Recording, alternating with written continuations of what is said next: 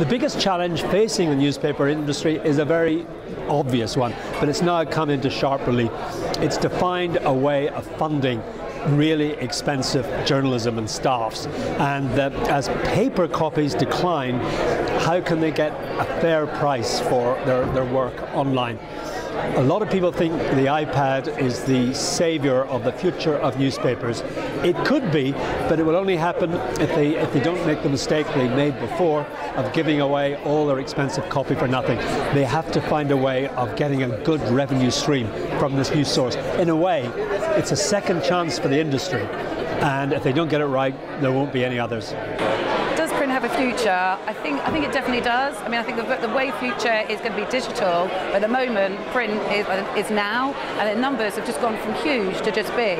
It's a really good vehicle, one of the only media vehicles where you can get your advert, you get your message out instantly the next day, and you can't forget about that. I mean, some advertisers like print, no, it's dead. It really isn't dead. It's still a huge vehicle, so we shouldn't ignore that. So the biggest challenge the news industry faces, I think, is one of telling a story across all of our platforms. And I think that's our big debate. If you look at it through the prism of newspapers alone, then you see numbers going down. And that is a negative story.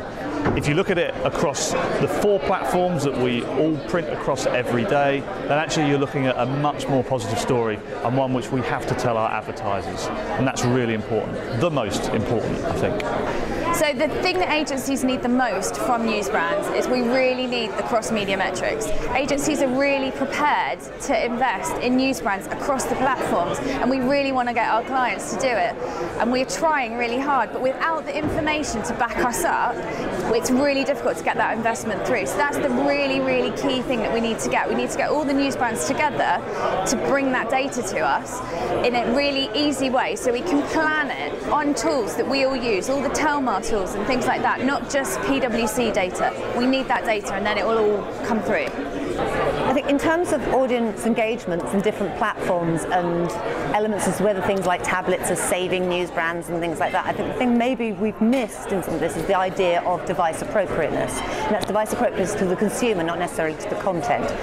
So paper is just a device, the same as mobile is a device, online is a device, so whether that's on a laptop, and so are tablets. And the consumer now will use each of these devices at the most appropriate time to them during the course of their lives and their day. And also within that, they will use bits of a brand that is appropriate to the kind of consumption that they want.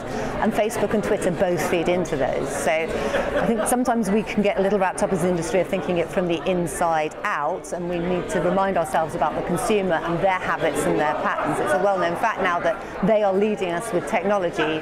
We're not kind of controlling what they do with our output.